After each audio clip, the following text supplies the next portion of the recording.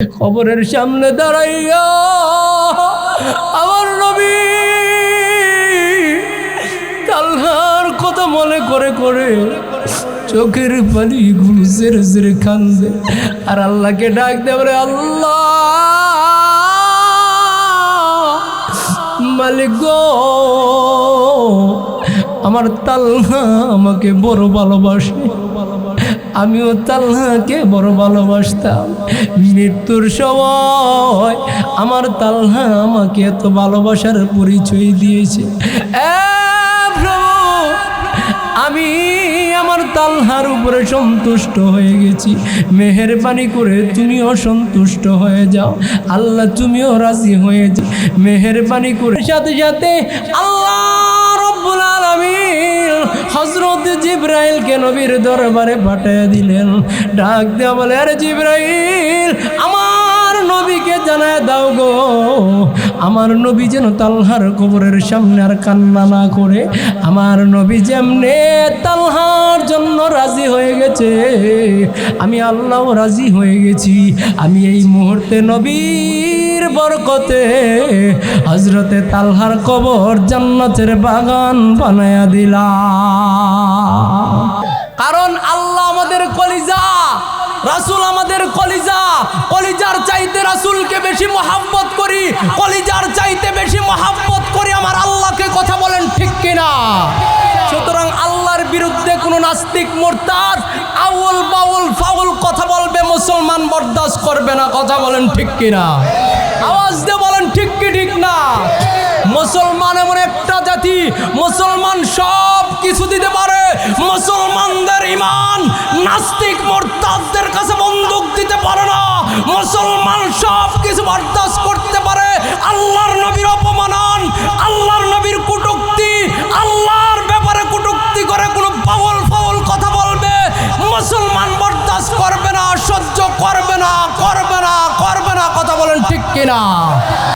আল্লাহর নবী রহমতের ছবি, রাহমাতুল লিল আলামিন, অন্যদিন ফজরের নামাজ শুকর আদায় করে আল্লাহর নবী মসজিদে নববীর ভিতরে সাহাবীদেরকে কিতাবের তালিম দেয়, সাহাবীদেরকে হাদিস শরীফগুলো শোনায়।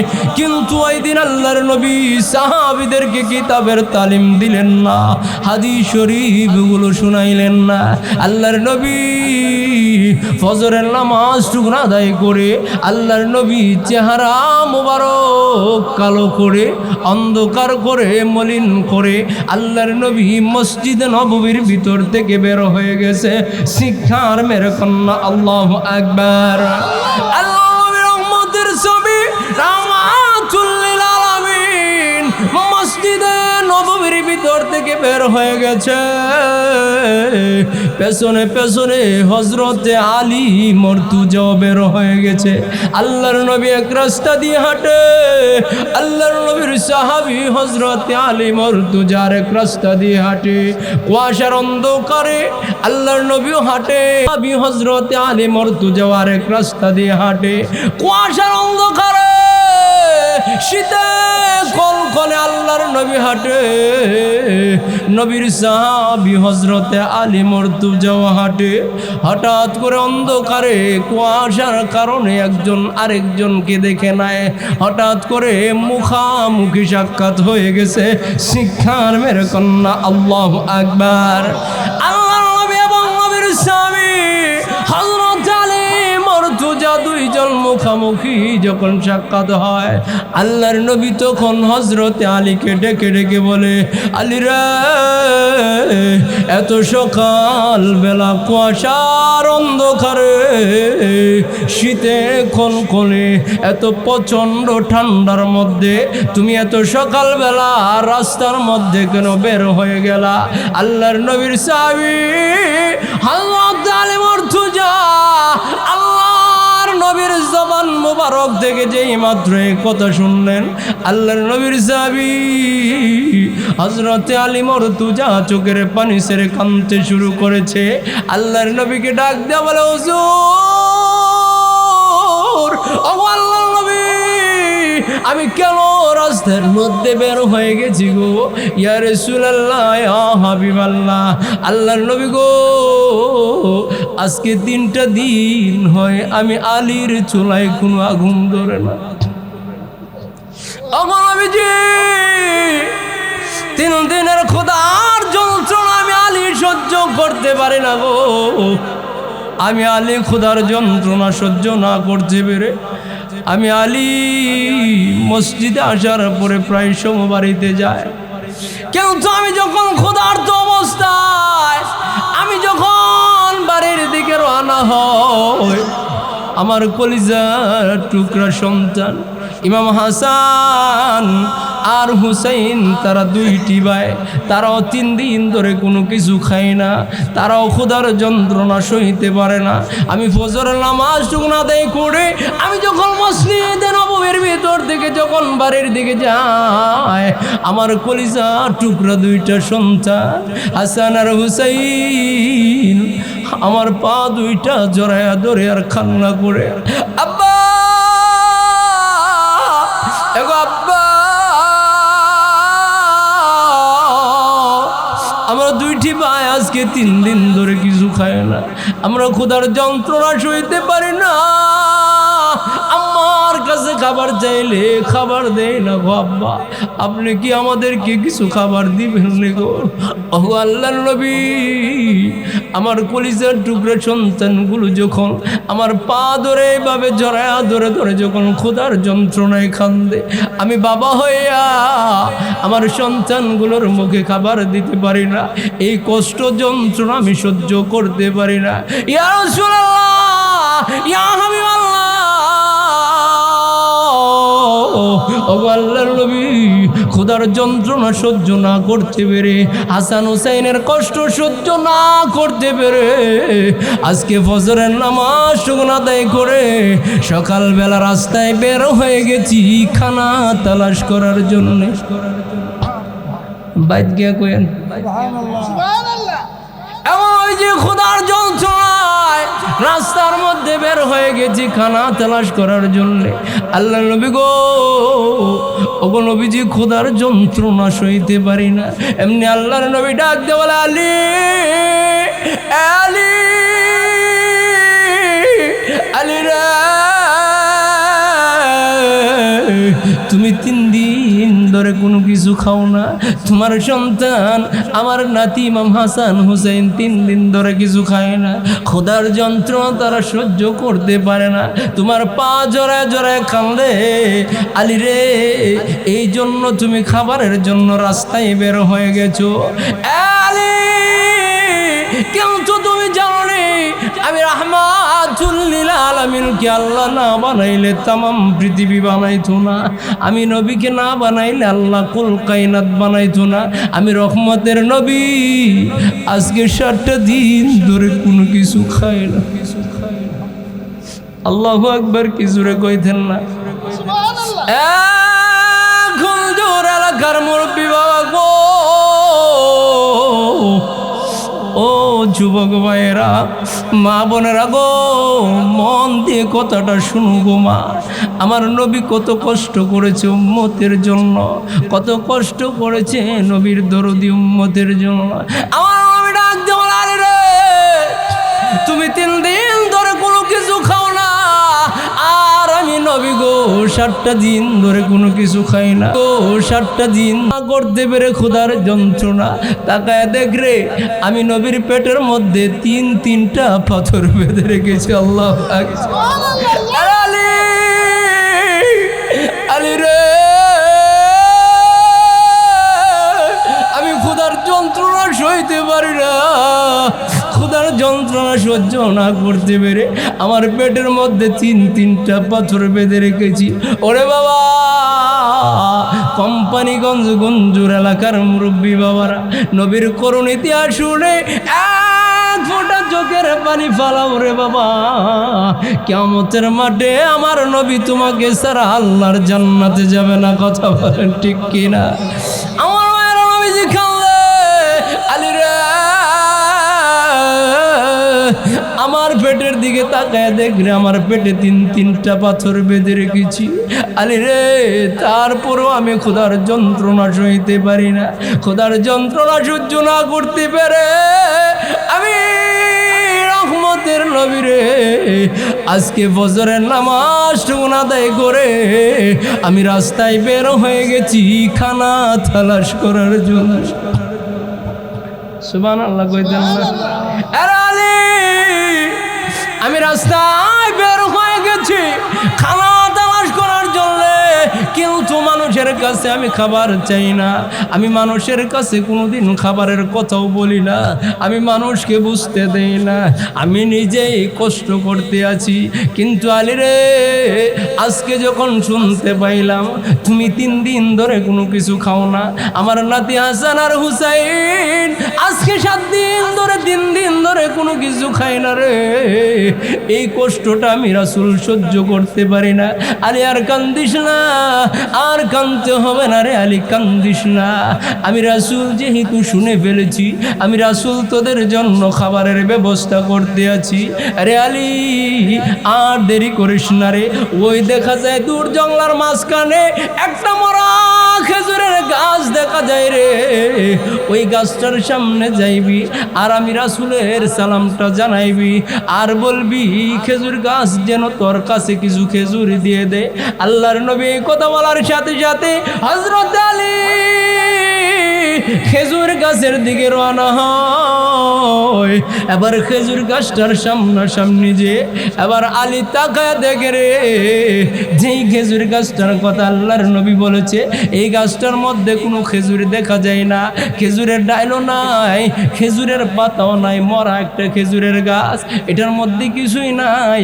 আবার খেজুরের কোনো সিজন না, গড় সিজনের মধ্যে আল্লাহর নবীর সাহাবী হযরত আলী মনে মনে চিন্তা করে, এই মরা খেজুরের বৃক্ষ আমার কাছে কোথায় থেকে খেজুর দিবে। আবার চিন্তা করে নবী পাঠাইছে, যদি না যায়, যদি না বলি নবীর সাথে বেয়াদবি হবে। না না না, আমি আলীর জীবন চলে যাইতে পারে রে, কিন্তু নবীর সাথে বেয়াদবি চলবে না, নবীর সাথে বেয়াদবি করতে পারবো না। এই কথা বলে হযরত আলী খেজুর গাছটার সামনে যাইয়া এবার খেজুর গাছটাকে ডেকে ডেকে বলে, আরে খেজুর গাছ তাকায়া দেখ রে, যাকে না বানাইলে আল্লাহ তামাম পৃথিবী বানাইতো না, যাকে না বানাইলে কুল কায়নাত বানাইতো না, ওই রহমতের নবী আজকে 7 দিন হয় কোনো কিছু খায় না রে, খোদার যন্ত্রণা সইতে পারে না। ওই রহমতের নবী তোকে সালাম জানাইছে আর বলছে আমি আলীর কাছে কিছু খেজুর দেওয়ার জন্য। হযরতে আলী ডাক দেয়া বলে, পৃথিবীর মানুষ, আমি আলী খেজুর গাছটার সামনে যাইয়া আমি যখন রহমতের নবীর সালাম জানাইলাম, আমি তাকায়া দেখি নবীর সালাম জানাইতে দেরি হয়।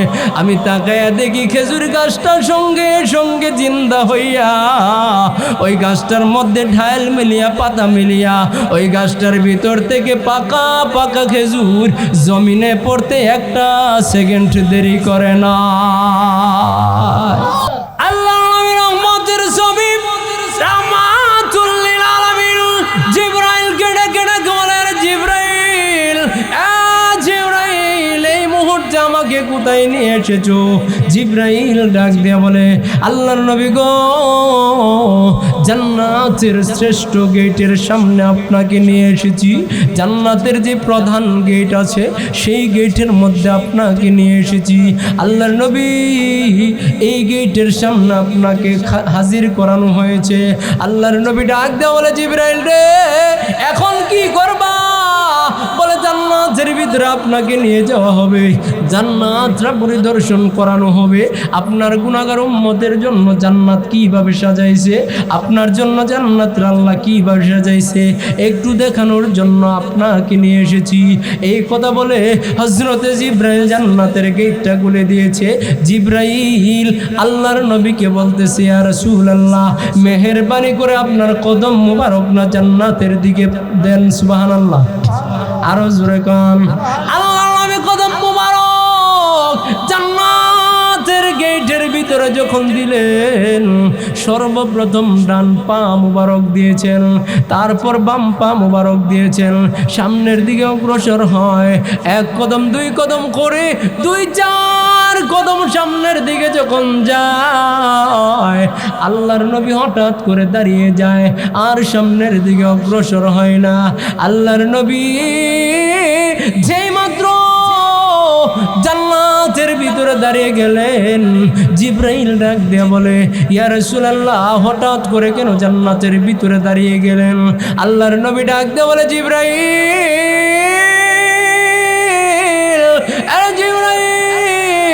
আমি তো শুনেছি রে, জান্নাতের ভিতরে আমি রহমতের নবীর আগে কোনো নবীও জান্নাতের ভিতরে যেতে পারবে না, কোনো নবীর উম্মতও জান্নাতে যেতে পারবে না। কিন্তু আমি তো শুনতে পাই জান্নাতের ভিতরে কে যেন হাঁটা চলাফেরা করতেছে। জিবরাইল ডাক দিয়ে বলে, ইয়া রাসূলুল্লাহ, ইয়া হাবিবাল্লাহ, নবীজি, জান্নাতের ভিতরে আপনি রহমতের নবীর আগে পৃথিবীর কোন নবী পয়গম্বর আপনার আগে ঢুকতে পারবে না। শিক্ষার মেরে কন্যা আল্লাহু আকবার। আল্লাহ নবী ডাক দিয়ে বলে, জিবরাইল, আমার আগে যদি জান্নাতের ভিতরে কেউ ঢুকতে না পারে, তাহলে আমি যে জান্নাতের ভিতরে ঢুকার পরে আমি যে শুনতে পাইলাম জান্নাতের ভিতরে কে যেন টপ টপ শব্দ করে হাঁটতেছে, কে যেন জান্নাতের ভিতরে হাঁটলে যে শব্দ, ওই শব্দটা যেন আমি শুনতে পাচ্ছি। জান্নাতের ভিতরে কদম রাখলে যে এরকম টপ টপ শব্দ হয়, ওই রকম শব্দের আওয়াজ আমি শুনতেছি। আরে জিবরাইল, যদি জান্নাতের ভিতরে কেউ প্রবেশ না করে, তাহলে কিসের শব্দ আমি শুনতে পাই? এমনি জিবরাইল ডাক দিয়ে বলে, হুজুর, জান্নাতের ভিতরে আপনার আগে কেউ ঢুকতে পারে নাই, কিয়ামত পর্যন্ত ঢুকতে পারবে না। কিয়ামতের পরে আপনি ঢুকার পরে অন্যরা জান্নাতের ভিতরে ঢুকবে, তাহলে কিসের শব্দ শুনতে পায়? এমনি জিবরাইল ডাক দিলাম, হুজুর, আপনার একজন উম্মত আছে গো, যেই উম্মতটা দুনিয়ার জমিনে যখন কদম ফালায়, তার কদমের শব্দ জান্নাতের ভিতরে শোনা যায়। আর জোরে কন্যা সুবহানাল্লাহ। জান্নাতের ভিতরে শোনা যায়। আল্লাহর নবী ডাক দিয়ে বলেন, জিবরাইল, কেমন সম্মানিত ব্যক্তি দুনিয়ার জমিনে হাঁটলে জান্নাতের ভিতরে শব্দ শোনা যায়, তার কদমের আওয়াজ জান্নাতের ভিতর থেকে শোনা যায়। ওরে জিবরাইল, ওই ব্যক্তিটার নাম কি, ওই উম্মতের নাম কি? এমনি জিবরাইল ডাক দিয়ে বলে, হুজুর, আপনি শুনেন গো, আপনার ওই উম্মতের কি পরিমাণ সম্মান, আরো ভালো করে শুনেন। ইয়া রাসূলুল্লাহ, ইয়া হাবিবাল্লাহ, আপনার ওই উম্মত দুনিয়ার জমিনে যতক্ষণ পর্যন্ত আজান না দিবে, ততক্ষণ পর্যন্ত আসমানের সূর্য মহান আল্লাহ দুনিয়াতে আলো দেওয়ার পারমিশন দেয় না। জোরে সুরে কন্যা আল্লাহু আকবার। আল্লাহর নবী আরো আশ্চর্য হয়ে গেলেন, আমার কোন উম্মত রে দুনিয়াতে হাঁটলে জান্নাতের ভিতরে হাঁটার শব্দ শোনা যায়, কোন উম্মত রে দুনিয়াতে আজান না দিলে সূর্য দুনিয়াতে আলো দেওয়ার পারমিশন পাই না। ও জিবরাইল, আমার কাছে একটু জলদি করে বলো না রে। ওরে জিবরাইল, আমার উম্মতের নামটা কি রে? জিবরাইল, একটু বলো। এমনি জিবরাইল ডাক দিয়ে বলে, ইয়া রাসূলুল্লাহ, ইয়া হাবিবাল্লাহ, নবী গো, আপনার ওই গুনাহগার উম্মতের নাম হলো হযরতে কালো হাফসি বেলাল। আমার বেলাল হাঁটলে এত আওয়াজ হয় জান্নাতের ভিতরে। হুজুর, আপনার বেলাল দুনিয়ার জমিনে হাঁটলে জান্নাতের ভিতরে আওয়াজ শোনা যায়। দুনিয়াতে আজান দিলে সূর্য আলো দেওয়ার অনুমতি পায়। আল্লাহর নবী ডাক দিয়ে বলে, জিবরাইল রে, এত সম্মান এত ইজ্জত আমার বেলালের কিভাবে হইল? এত সম্মান কিভাবে আমার বেলাল পাইল? এমনি জিবরাইল ডাক দিয়ে বলে, হুজুর, আগো আল্লাহর নবী, আপনার বেলালের সম্মান ইজ্জত বেড়ে যাওয়ার কারণ হলো আপনি যখন মসজিদে নববীতে নামাজের মধ্যে দাঁড়িয়ে যান, এশারের নামাজটুকুন যখন পড়ান, আপনি নামাজ শেষ হলে মসজিদ থেকে বের হয়ে যান, আপনার সাহাবীরও মসজিদ থেকে বের হয়ে যায়, কিন্তু আপনার বেলাল মসজিদ থেকে বের হয় না। আপনার বেলাল সমস্ত সাহাবীরা যখন বের হয়ে যায়, আপনার বেলাল তখন মালিকের কদমে সিজদায় পড়ে যায়। জোরে কোন আল্লাহু আকবার, আরো জোরে কোন আল্লাহু আকবার। হযরত বেলাল সিজদার মধ্যে পড়ে আল্লাহর দরবারে এমন ভাবে কান্না করে, মালিক গো, আমি বড় কালো মানুষ, আমি দেখতে বড় সুন্দর নয়, আমার মতো বিশ্রী মানুষ দুনিয়াতে আছে কিনা জানি না, কিন্তু আল্লাহ আমি কিন্তু তোমাকে বড় বেশি ভালোবাসি। আল্লাহ গো, তুমি আমাকে কবুল করছুনি।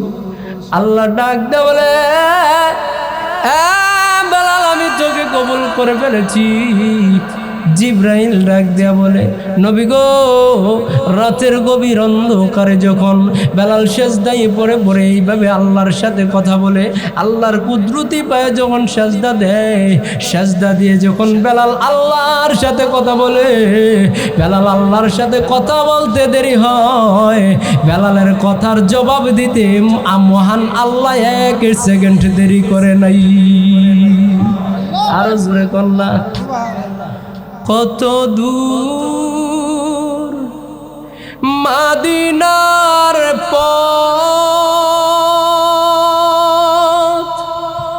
উহুদের মাটার কত দূর, তায়েফের গ্রামার কত দূর, কত দূর রাসূলের রওজা বলো, কোথা সে বেলালের আজানের সুর, কোথা সে বেলালের আজানের সুর। হেরার গুহা বলো কত দূরে, আমেনার বাড়িটা কোন সুদূরে। হেরার গুহা বলো কত দূরে, আমেনার বাড়িটা কোন সুদূরে। কোথা সে ওমরের খুরমা বাগান, আবু বকরের শেষ মাইন দান, সব যেন বাজাই নুপুর। কত দূর মদিনার পথ, উহুদের মাটার কত দূর, তায়েফের গ্রামার কত দূর, কত দূর রাসূলের রওজা বলো, কোথা সে বেলালের আজানের সুর, কোথা সে বেলালের আজানের সুর। আল্লাহু আকবার, আরো জোরে কোন আল্লাহু আকবার। চিন্তা করছেন হযরতে বেলাল কিসের মাধ্যমে এত সম্মানিত হয়েছে ভাই? কোনো কিছুর মাধ্যমে না, একমাত্র আল্লাহর গোলামির মাধ্যমে। কথা বলেন ঠিক কি? আরো জোরে কোন ঠিক কি ঠিক না? আল্লাহর গোলামি করতে রাজি আছে না নাই? অনেকে তো কইতারেন হুজুর আর কত করতাম, এখন পর্যন্ত তো এই বুড়া বয়সে 5 ওয়াক্ত নামাজ পড়তেছি, আর কত পড়তাম। কথা ঠিক কিনা জোরে কোন? এই 2-4 রাকাত পড়ে যদি এই কথা আমরা চিন্তা করি, আমাদের এই নেক আমলের এই কয়টা নেক আমল করছি আমরা, যে নেক আমলের কোনো পাত্তাই নাই হযরতে আবু বকর সিদ্দিকের নেকের কাছে। কথা বলেন ঠিক কিনা? হযরতে আবু বকর সিদ্দিক রাদিয়াল্লাহু তাআলা আনহুর নেকি কি পরিমাণ ছিল বাবা? কথা কন না কেন? যার নেকির সমতুল্য পৃথিবীর কারো নেকি হবে না নবীর রাসূল ছাড়া। কথা ঠিক কিনা জোরে কোন? এত নেকি হওয়ার পরেও জাহান্নামের ভয়ে মাটিতে পড়ে গড়াগড়ি করে কান্দে। সুবহানাল্লাহ জোরে কয় না রে, আরো জোরে কোন আল্লাহু আকবার। মাটিতে পড়ে কাঁদতেছে, অথচ আবু বকর সিদ্দিকের নেকি গণনা করার ক্ষমতা পৃথিবীর কারো নাই। কথা বলেন ঠিক কিনা? সন্দেহ আছে? এটাও নবী বলে গেছে আবু বকরের নেকি কি পরিমাণ হইবে। সুবহানাল্লাহ জোরে কোন। সভাপতি সব কষ্ট হইতেছে আপনাদের? ছেড়ে দিব? আরো জোরে কোন। আবু বকর সিদ্দিকের নেকি কি পরিমাণ বলবো? কষ্ট হইব? আরো জোরে কোন। আমার ভাই, নবীজির আদরের স্ত্রী হযরতে আম্মা জান আয়েশা সিদ্দিকা, নাম শুনছেন নি? আজকে মনে নতুন শুনছেন? নতুন শুনছেন? উনি ছিল নবীজির স্ত্রীদের মধ্যে সবচাইতে কুমারী। নবী এবং নবীর স্ত্রী আম্মা জান আয়েশা সিদ্দিকা দুইজন পূর্ণিমার রজনীতে ঘরের বারান্দায় বসে বসে রাতের বেলা গল্প করতেছে। সুবহানাল্লাহ। স্বামী স্ত্রী গল্প করা নবীর সুন্নত। হঠাৎ করে আল্লাহর নবী ডাক দেখো, আয়েশা আকাশে যে তারকাগুলো দেখতেছো? বলে হ্যাঁ দেখতেছি ইয়া রাসূলুল্লাহ। এখানে তারকা কতটা হইব? আয়েশা সিদ্দিকা কয় আল্লাহ এবং আল্লাহর রাসূল ভালো জানে, আমি জানি না। সুবহানাল্লাহ জোরে কোন। আল্লাহর নবীকে আয়েশা তাহলে বলো তো, আসমানের তারকা যে পরিমাণ, এই পরিমাণ নেকি আমার কোন সাহাবীর আমলনামায় জমা আছে? সুবহানাল্লাহ জোরে কোন। আল্লাহর নবীর রহমতের ছবি রাহমাতুল লিল আলামিন এই কথা বলার সাথে সাথে আম্মা জান আয়েশা সিদ্দিকা ডাক দেয়া বলে, আল্লাহর নবী গো, আল্লাহু আ'লাম ওয়া রাসূলুহু, ওগো নবীজি আল্লাহ এবং আল্লাহর নবী ভালো জানে। এই কথা বলার সাথে সাথে আল্লাহর নবী ডাক দেয়া বলে, আয়েশা গো, ও আয়েশা, আসমানের তারকা পরিমাণ নেকি আমার সাহাবী হযরতে উমরের আমল নামায় লেখা আছে। জোরে কোন সুবহান। আরো জোরে কোন না। আল্লাহর নবীর সাহাবী, আল্লাহর নবীর স্ত্রী আয়েশা সিদ্দিকার মন খারাপ করে ফেলেছে। আসমানের তারকা পরিমাণ নেকি আমার আব্বার আমল নামায় থাকার কথা, এখন দেখি হযরত উমরের কথা বলছে। এই কথা বলার সাথে সাথে আল্লাহর নবী যখন দেখলেন আম্মা জান আয়েশা সিদ্দিকার চেহারাটা মলিন হয়ে গেছে, আল্লাহর নবী রাহমাতুল লিল আলামিন ডাক দেয়া বলে, আয়েশা কান্দো না, মন খারাপ কইরো না। আয়েশা গো, আসমানের তারকার সাথে যদিও আমার উমরের নেকির তুলনা করা যায়, কিন্তু আমার শ্রেষ্ঠ সাহাবী হযরতে আবু বকরের নেকি আসমানের তারকার সাথে তুলনা করা যায় না। সুবহানাল্লাহ জোরে সুবহানাল্লাহ। অথচ আবু বকর মাটিতে বইরা গড়াগড়ি করে কান্দে। আল্লাহু আকবার জোরে কান। মাটিতে বইরা যখন গড়াগড়ি করে কান্দতেছে, তখন কয়েকজন সাহাবী নবীজির কাছে গিয়ে বলতেছে, ইয়া রাসূলুল্লাহ, আপনার একজন সাহাবী তো মাটিতে বইরা কান্দতেছে। আল্লাহর নবী কো, সাহাবী রে? কোন সাহাবী কান্দতেছে? ইয়া রাসূলুল্লাহ, আপনার সাহাবী হযরতে আবু বকর সিদ্দিক কান্দতেছে। সুবহানাল্লাহ কইতেন না? সুবহানাল্লাহ। ধরে নিয়ে আসো। দুইজনে ধরে ধরে নবীজির কাছে নিয়ে আসছে। আবু বকর, কান্না করতেছো মাটিতে গড়াগড়ি করে, ব্যাপার কি? শরীর খারাপ?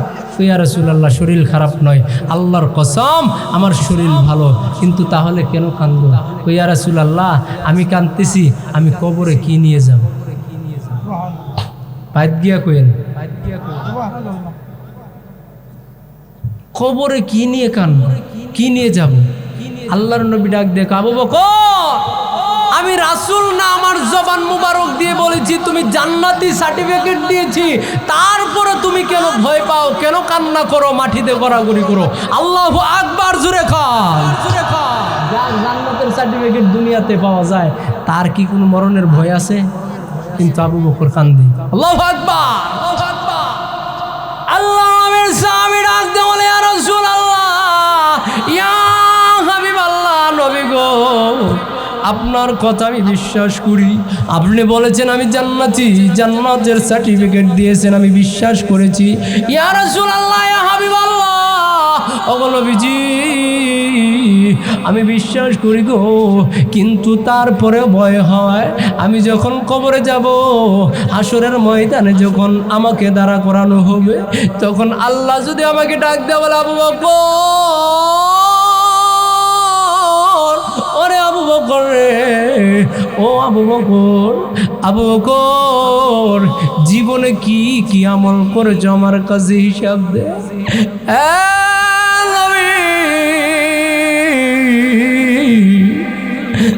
আবু বকর, আমি আবু বকর আল্লাহর সামনে হিসাব দিতে পারবো না। আমার ভাইরা কিয়ামতের মাঠে আমি ওই হিসাব দিতে পারবো না, আপনিও দিতে পারবেন না। ওগো নবীজি, আল্লাহ যখন কিয়ামতের ময়দানে বড় বড় করে যখন হুঙ্কার দিবে, তখন আমার কি অবস্থা হবে আমি এই চিন্তায় কান্দি। ঠিকই কিয়ামতের ময়দানে আল্লাহ যখন বড় বড় করে হুঙ্কার দিবে, সমস্ত নবীরা পর্যন্ত মাথা নিচু করে দাঁড়িয়ে থাকবে। আল্লাহু আকবার। কথা বিশ্বাস হয়নি? আল্লাহ কিয়ামতের মাঠে বলবে, লিমানিল মুলকুল ইয়াউম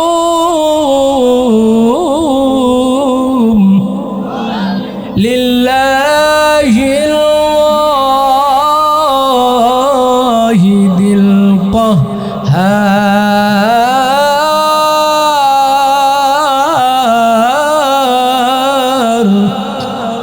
এইভাবে যখন হুঙ্কার দিবে, আজকে হাসরের ময়দানের রাজত্ব কার? আল্লাহ যখন হুঙ্কার দিবে, সমস্ত নবীরা মাথা নিচু করে দাঁড়িয়ে থাকবে। সমস্ত নবীরা মাথা নিচু করে দাঁড়িয়ে থাকবে, আর সমস্ত মানুষগুলো উপরের দিকে তাকিয়ে থাকবে। আহারে কি যেন হয়ে যায়। হাসরের ময়দানে মানুষগুলো থরথর করে কাঁপতে শুরু করবে, ভয়ে থরথর করে কাতরাতে শুরু করবে। আহারে আমার জন্য কি হয়ে যায়।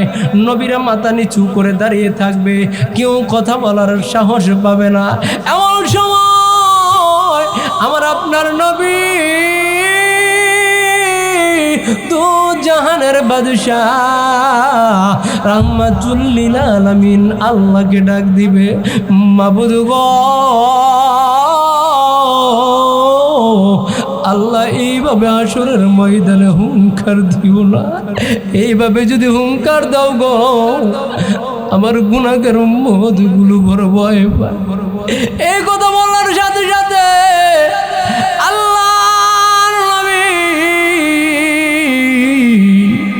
এই কথা যখন আল্লাহর সাথে কথাটা বলবে, যখন আল্লাহ ডাক দিয়ে বলবে, হাবিব, আপনি আমাকে ডাক দিয়েছেন, আপনার চেহারা মুবারকের দিকে তাকানোর সাথে সাথে আমি আল্লাহর রাগ মুহূর্তের ভিতরে ঠান্ডা হয়ে গেছে। সুবহানাল্লাহ কইতেন না? কেমন দরদি নবী। আল্লাহ যখন বলবে আমার রাগ ঠান্ডা হয়ে গেছে, সময় আল্লাহর নবী ডাক দেয়া বলবে, মালিক রে, একদিন দুই দিন নয়, 1 বছর 2 বছর নয়, 100 200 বছর নয়, 1000 2000 বছর নয়, 50,000 বছর ধরে আমার উম্মতগুলো হাসরের ময়দানে দাঁড়িয়ে আছে। আল্লাহ মেহেরবানি করে হিসাবের কাজটা একটু শুরু করে দেও না। এই কথা বলার সাথে সাথে আল্লাহ ডাক দেয়া বলবে, হাবিব গো, আপনি যেহেতু হিসাবের কথা বলেছেন, আমি আল্লাহ হিসাবের কাজটা শুরু করে দেব। ইয়া রাসূলুল্লাহ, কিন্তু আমার সামনে দাঁড়াইয়া সর্বপ্রথম কে হিসাব দিবে, কে আমার সামনে দাঁড়াবে? আপনার উম্মতগুলো থেকে দাঁড়া করাইয়া দেন। এই কথা বলার সাথে সাথে আল্লাহর নবী সমস্ত উম্মতদেরকে ডাক দিয়ে বলবে, উম্মতেরা রে, আর দেরি করিস না রে, এই মুহূর্তে কাতার বদ্ধি হয়ে দাঁড়িয়ে যা আল্লাহর দরবারে হিসাব দেওয়ার জন্য। এই কথা বলার সাথে সাথে আমরা সবাই নবীর উম্মত যখন দাঁড়িয়ে যাব, সর্বপ্রথম আল্লাহর দরবারে হযরতে আবু বকর সিদ্দিককে দাঁড়া করানো হবে। জোরে কোন সুবহান।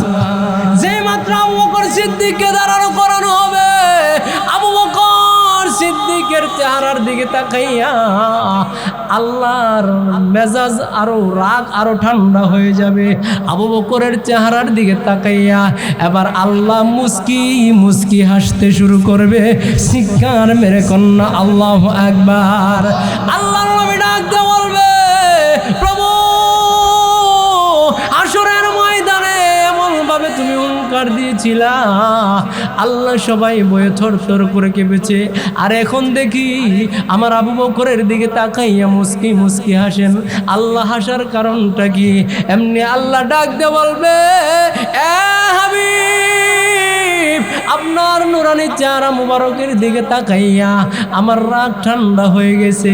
আর এখন আপনার আবু বকরের চেহারার দিকে তাকাইয়া আমার রাগ একেবারে ঠান্ডা হয়ে গেছে। জোরে কোন সুবহানাল্লাহ। প্রভু, তাহলে আপনি মুস্কি মুস্কি হাসেন কেন? এ নবী গো, আমি আল্লাহ মুস্কি মুস্কি হাসার কারণ হলো, আমার সামনে যখন আবু বকর সিদ্দিককে দাঁড়া করানো হলো, আমি তাকায় দেখি রে, আবু বকর সিদ্দিককে জান্নাতের ভিতরে পাঠানোর জন্য স্বয়ং জান্নাতের শ্রেষ্ঠ জান্নাতরা আমি আল্লাহর কাছে বারবার দরখাস্ত করতে আছে। আরো জোরে বলুন সুবহানাল্লাহ। আল্লাহ, আমি জান্নাতের মধ্যে আপনার আবু বকরকে পাঠান, আমি জান্নাতের মধ্যে আবু বকরকে পাঠান, আমি জান্নাতের মধ্যে আবু বকরকে পাঠান। সুবহানাল্লাহ, জোরে বলুন সুবহানাল্লাহ। ওই জান্নাতে যাইতে চাননি আপনারা? আবু আপনারা মনে যাইতে না, কথা কয় না, জোরে কয় না।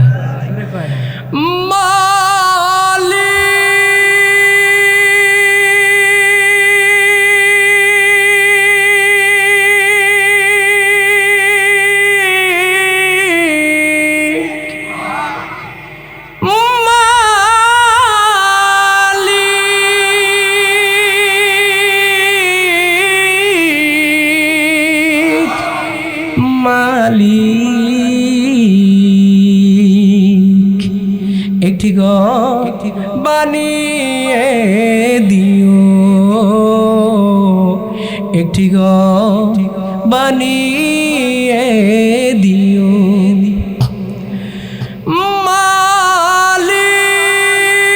মালিক, তুমি জান্নাতে তোমার পাশে আমায় একটি ঘর বানিয়ে দিও, একটি ঘর বানিয়ে দিও। যেদিন কেহ আসবে না কারো কোনো কাজে, যেদিন পাপী পাপের বোঝায় মরবে লাজে, পুল সিরাত পার হতে গিয়ে পিছলে যাবে কত পথিক, আবার কেহ পুণ্য নিয়ে পার হয়ে যাবে ঠিক ঠিক। সে মহাদিনে মহাক্ষণে, সে মহাদিনে মহাক্ষণে পার করে তুমি দিও। মালিক, তুমি জান্নাতে তোমার পাশে আমায় একটি ঘর বানিয়ে দিও, একটি ঘর বানিয়ে দিও। মালিক,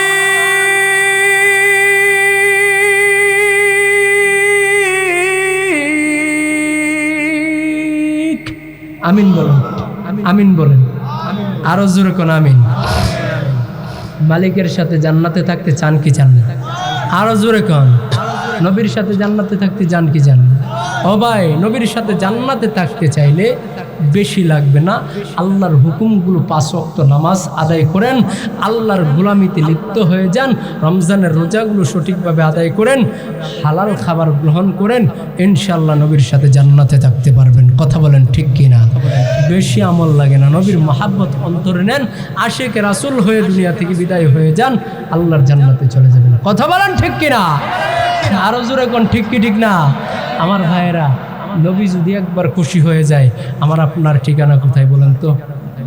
আরো জোরে কন, আর একটু জোরে। নবীর একজন সাহাবী ছিলেন হযরতে তালহা রাদিয়াল্লাহু তাআলা। বলেন কি বলেন? তালহা রাদিয়াল্লাহু তাআলা।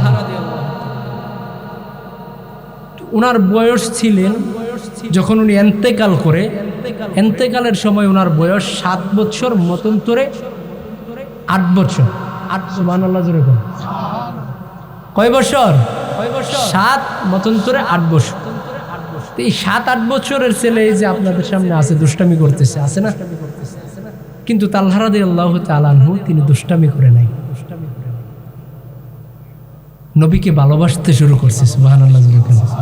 হযরতে তালহা রাদিয়াল্লাহু তাআলা আনহু, ওনার আব্বা যখন মসজিদে আসে নবীজির পিছনে নামাজ পড়ার জন্য, তখন হযরতে তালহা রাদিয়াল্লাহু তাআলা আনহু, বলেন কে? নবীজির আব্বার সাথে, এই তালহার আব্বার সাথে নবীজির পিছনে নামাজ পড়ার জন্য উনি আসতো। সুবহানাল্লাহ জোরে কর। আসতো, নবীজি দেখতো ছোট্ট একজন সাহাবী, ছোট্ট একজন মানুষ তার আব্বার সাথে নামাজ পড়ার জন্য আসে। অথচ তালহা রাদিয়াল্লাহু তাআলা আনহুর বাড়ি আর মসজিদে নববী প্রায় 3 কিলোমিটার দূরত্ব রাস্তা।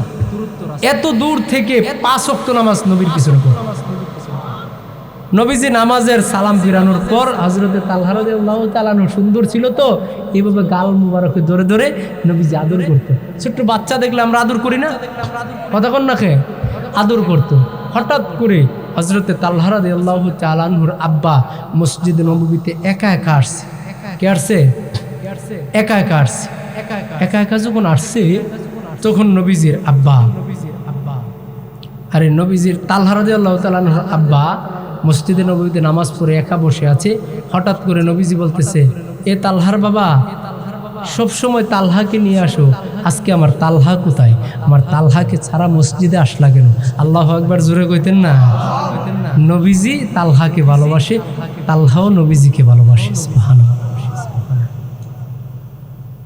তালহার বাবা ডাক দেয়া কয়, ইয়া রাসূলুল্লাহ, আমার তালহার প্রচণ্ড জ্বর, শারীরিকভাবে খুব অসুস্থ, আপনার পেছনে নামাজ পড়তে আসতে পারে নাই।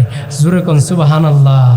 নবীজি ডাক দেয়া কয়, তালহার বাবা শুনো, আমার তালহা যেহেতু অসুস্থ, আমার তালহার যদি কোনো কিছু হয়ে যায়, আমার তালহা যদি পৃথিবী থেকে বিদায় হয়ে যায়, আমি বলে দিলাম আমার তালহার জানাজার নামাজটা আমি নিজে পড়াবো, আমার তালহাকে গোসল করাবো আমি নিজে, আমি তালহাকে আমি রাসূল নিজে কবরে শোয়াবো। সুবহানাল্লাহ। এর চাইতে বড় ভাগ্যের বিষয় আর কি হতে পারে? আরো জোরে কন, এর চাইতে ভাগ্যের বিষয় হতে পারে? তালহার আব্বাকে ঠিক আছে, কিন্তু তালহা রাদিয়াল্লাহু তাআলা আনহু বললেন, তখন তালহা রাদিয়াল্লাহু তাআলা আনহুর ইন্তেকালের আগ মুহূর্তে তালহা রাদিয়াল্লাহু তাআলা আনহু ওনার আব্বাকে বলতেছে, আব্বা একটা কথা বলতাম। কি বাবা? আমি দুনিয়া থেকে চলে যাব, আমি চলে যাওয়ার পর আপনাকে একটা ওসিয়ত করি, আমার মৃত্যুর সংবাদটা আমার রাসূল, আমি যদি রাতের বেলা মারা যাই, আমার রাসূলের কাছে আমার মৃত্যুর সংবাদটা দিবেন না। জোরে কোন সুবহানাল্লাহ। আরো জোরে কোন সুবহানাল্লাহ। রাসূলকে দেব না, ব্যাপার কি বাবা? ঠিক আছে, তুমি যেহেতু আমাকে ওসিয়ত করেছো, আমি বলবো না, মনোযোগ দিয়ে একটু কথাটা শুনুন। ঠিক আছে বাবা, তোমার মৃত্যুর সংবাদ আমি দেব না। ঘটনাক্রমে তালহা রাদিয়াল্লাহু তাআলা আনহু দুনিয়া থেকে চলে গেছে। চলে যাওয়ার পর কাফন পরায় তালহার ওসিয়ত পুরা করতে গিয়ে কাফন পরায়, গোসল করায়, কাফন পরায়া তালহার বাবা নিজে জানাজা পরায় কবরে শোয়া মাটি দিয়ে ফজরের নামাজ যখন আবার পড়তে গেছে, আমার নবী দেখতেছে তালহার বাবা একা মসজিদে গিয়েছে। জিজ্ঞাসা করে, ও তালহার বাবা, আমার তালহার অবস্থা কি? আল্লাহু আকবার কইদেন না? আল্লাহ নবীর রহমতের জমিন, রাহমাতুল লিল আলামিন। তালহার বাবাকে যেই মাত্র কথা জিজ্ঞাসা করলেন, তালহার বাবা কোনো কথা বলে না, চোখের পানি ছেড়ে ছেড়ে শুধু কান্দে, চোখের পানি ছেড়ে ছেড়ে শুধু কান্না করে। আল্লাহর নবী জিজ্ঞাসা করেন, তালহার বাবা তুমি কেন চোখের পানি ছেড়ে ছেড়ে কান্দো, আমার তালহার কান্দো না। কিন্তু তালহার বাবা কথা বলতে পারে না, চোখের পানি ছেড়ে কান্দে, ঠোঁটগুলো বাঁকা করে করে শুধু কান্না করে। এমনি আল্লাহর নবী ডাক দিয়ে বলে, আরে তালহার বাবা, তুমি কি জানো না আমি যে তালহাকে কত ভালোবাসি রে? আরে তালহার বাবা, জলদি করে আমার তালহার খবর কি বলো। এমনি তালহার বাবা ডাক দিয়ে বলে, হুজুর এখন আল্লাহর নবী, আমি আল্লাহর কসম করে বলি গো, আমি একটা কথা আপনার সাথে মিথ্যা বলবো না। ইয়া রাসূলুল্লাহ, গত রাত আমার তালহা পৃথিবীর জমিন থেকে বিদায় হয়ে গেছে। আল্লাহু আকবার, জোরে খান। আল্লাহর নবী কাঁদতে শুরু করেছে, আরে তালহার বাবা, আমার তালহা দুনিয়া থেকে চলে গেছে, জানাজা কখন দিবা, কখন দাফন করবা? তালহার বাবা কই, ইয়া রাসূলুল্লাহ, আমার তালহার জানাজা আমি নিজে পড়িয়েছি, কাফন আমি নিজে পরাইছি, কবরে আমি নিজে শোয়া দিয়েছি। এমনি নবীজি চোখের পানি ছেড়ে কান্দে আর ডাক দেওয়া, তালহার বাবা কি করলি রে?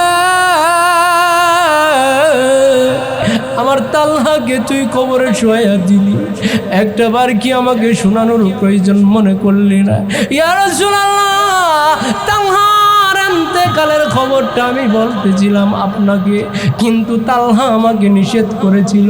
ইয়া রাসূলুল্লাহ, তালহা আমাকে গত রাতে ডেকে নিয়ে বলেছে, আব্বা গো, ও আব্বা, আমি যদি দুনিয়া থেকে বিদায় হয়ে যায়, আমি যদি রাতের বেলা ইন্তেকাল করি, আমার মৃত্যুর সংবাদ আমার নবীকে দিও না। নবী গো, আমি তখন বলেছিলাম, তালহারে কান্দিস না, টেনশন করিস না, আল্লাহ তোকে সুস্থ করে দিবে, আমি দোয়া করেছি। তালহা ডাক দেওয়ালে, আব্বা না, আপনি আমার জন্য দোয়া করার কোনো প্রয়োজন নাই, কারণ আমার সময় শেষ হয়ে গেছে। নবীজি যেই দিন বলেছে আমার তালহার যদি কোনো কিছু হয়ে যায় আমাকে খবর দিবি, আমি নিজে খবরে নামাবো, জানাজা পড়াবো, আমি সেই দিন বুঝতে পেরেছি নবী হয়তো আল্লাহর পক্ষ থেকে ইঙ্গিত পেয়েছে, এই জন্য আমার কথা বলেছে। আমি ওই দিন বুঝতে পেরেছি আমি আর দুনিয়াতে থাকবো না। তালহার বাবা, তাহলে আমাকে জানাজায় যাওয়ার কথা নিষেধ করেছে কেনে? এমনি তালহার বাবা ডাক দিয়ে বলে, ইয়া রাসূলুল্লাহ, আমার সন্তান ইন্তেকালের আগে বলেছে, আব্বা গো, আমি আমার নবীকে নিজের কলিজার চাইতে বেশি ভালোবাসি। আল্লাহু আকবার।